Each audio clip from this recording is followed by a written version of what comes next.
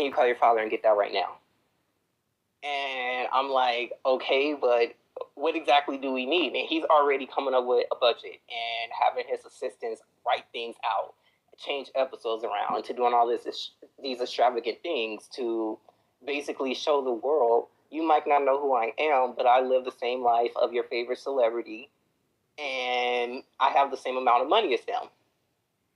So that's what he wanted. And then once that was done, we went into the courtyard, and he's introducing me to different executives at the studio, our different movie producers, like some very big names at the studio.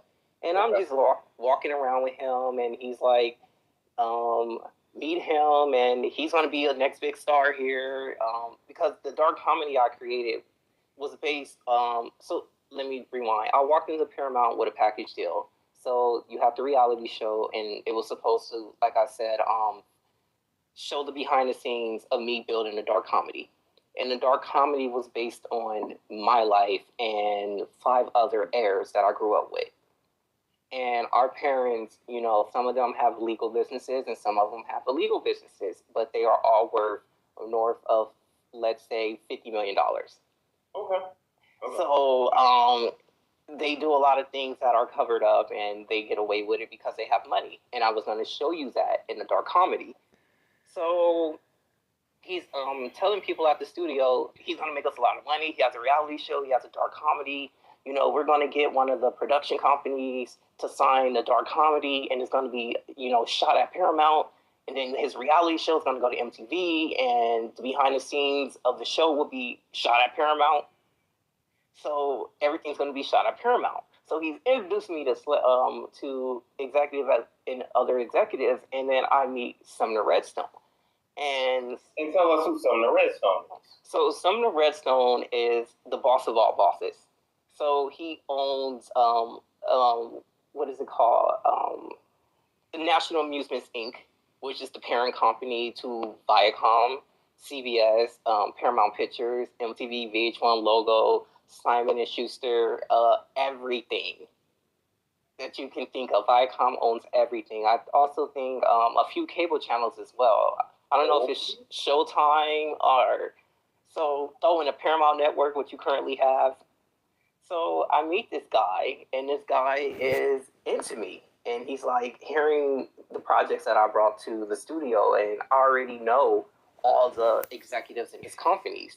So he's like, okay, this dude is clearly somebody I should pay attention to. Right. So I'm feeling like, okay, the guy who's the boss of all bosses is interested in being a part of my career. This is great. So it was a quick introduction, but every day that I would go back after, I'm being forced into meetings with this guy. So as you continue to go back, they just wanted you to be around Sumner for some reason. Pretty much, because Sumner controls all the strings. So whatever Sumner says goes. And I think at the time, Sumner was like 87. And how old were you? Barely 22. So, yeah, I'm being told by Reno Logan, the guy who brought me into the studio, you need to obey all his rules and you need to make it work, because he's not only going to elevate your career, he's going to elevate mine. So that's a lot of pressure on me. And the other thing is, like I said, I have managers, agents, lawyers. All these people were banking on me to make it, because that's a percentage for them. And then I had a manager who connected me to several known companies. There are a lot of major companies, like billion-dollar companies, who donate to 6 companies per year, because that's a way for them to not pay taxes.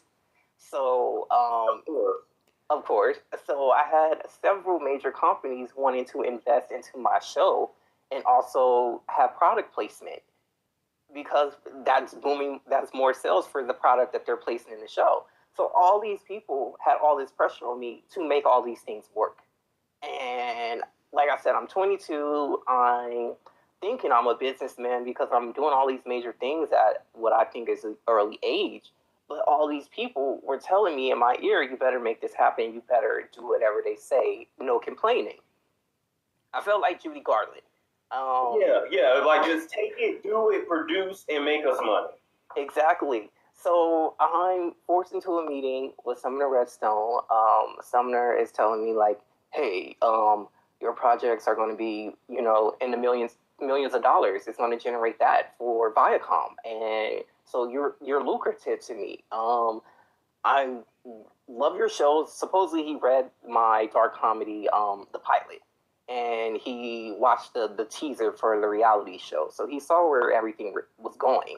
So he's like giving me like little tips of how to make my career better and how to make who to associate with, because their thing was to isolate me. They told me to fire my manager. They told me to get rid of the cast in my reality show. They wanted me to have nothing but the people they brought into my life, because if those were, they can victimize you. Exactly, and who are you going to tell? Nobody, because your team at that point is their team too.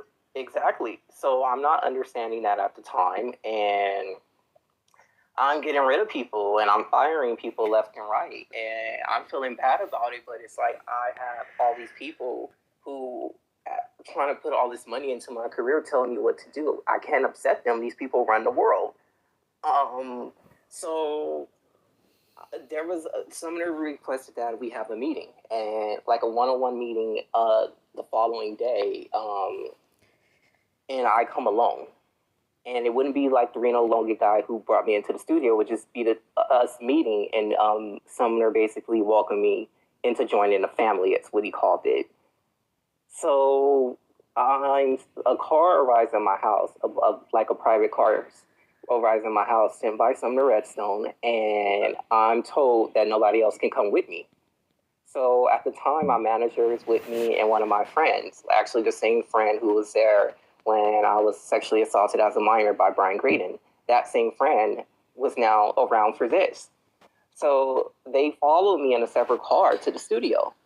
So I arrive at the studio and I'm told to switch cars and to get into Sumner's car. Oh, this already sounds suspicious. Right. So I'm like, okay, fine. I'll get into his car. And, I thought his driver is there. It's going to be fine. So his driver exits the car and he allows me to enter the back seat with Sumner. And he closes the door and he stands outside the car the entire time. He never gets back in. So I'm sitting in the car with Sumner, and Sumner is telling me, you look, 17 still. I think you should tell people you're still that age. He's asking me about my loyalty to him and the studio. And I'm telling him, like, I have no problem being loyal to you, but I don't want to be sexually assaulted. Like, Brian Graydon sexually assaulted me when I was a minor.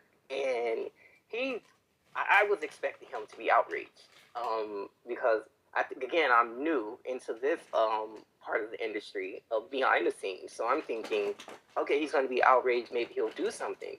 He tells me he loves everything that Brian does for him, and Brian is very lucrative to him. And if I'm going to join the family, I better approve of everything Brian does.